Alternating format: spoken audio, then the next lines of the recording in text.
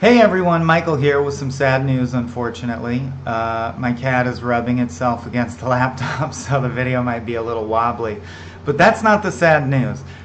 We just, as you know, we're so grateful to have all of y'all be a part of our creative process, so we want to keep you in the loop when there's major developments in our journey, our creative journey as artistic professionals. And one of those things just happened. We're allowed to talk about it now because we got completely screwed. So when you get completely screwed, there's no legal bar on you discussing the case, and there's no NDA in place. So what happened basically is Abe Epperson and I, spent probably 5 months of part-time 5 months, maybe 8 hours a week, developing and then eventually writing a screenplay called Force of Nature, which is a heavily Die Hard inspired movie about a hostage taking during a hurricane situation where FEMA people turn out to be a team of international terrorists. You know, one of those, a real feel-good family shoot 'em up. And if you want to hear a performance of that entire screenplay, we live streamed it, and you can find that on our YouTube channel. The reason we wrote that script is because we were asked to by a company called Emmett Furla Oasis, a major indie production company here in Los Angeles, who made Silence, the Martin Scorsese movie, and then also the John Gotti movie with John Travolta. So they're hit and miss, but regardless, we were told to write a revenge-based action drama featuring someone who was an ex-Marine or an ex-police officer. We did that. Those were the only details we were given. All the other details of the concept, it taking place during a hurricane, etc., we came up with. We wrote the script, submitted it to the producer with whom we were in contact, only to find out about a month later that company, and in fact that exact producer, Alex Eckert, announced at Cannes, I still don't know how to say it right, that they had greenlit a script called Force of Nature, which was the name of our movie. Their script had the same logline as we sent Alex, which we know he read, the same title as our screenplay, which we sent Alex, which we know he had in hand.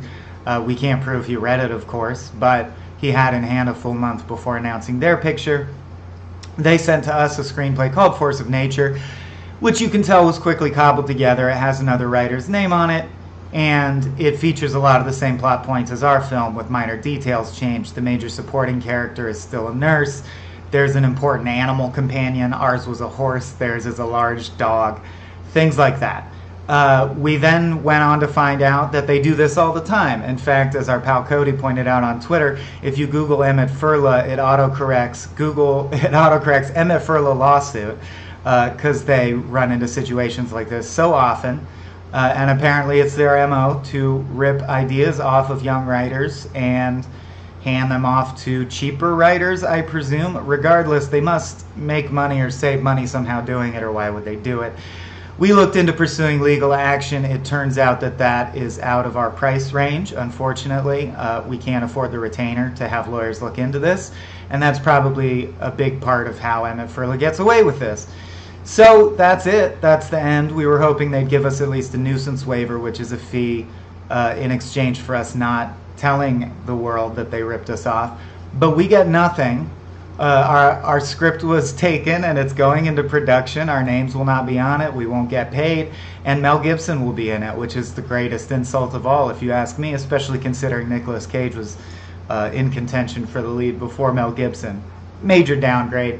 Regardless, just wanted to let you guys know, if you care enough about this that you're outraged and want to bug someone, here's the Twitter of Emmett Furla Oasis Films, which feel free to bug them about this, because it fucking sucks.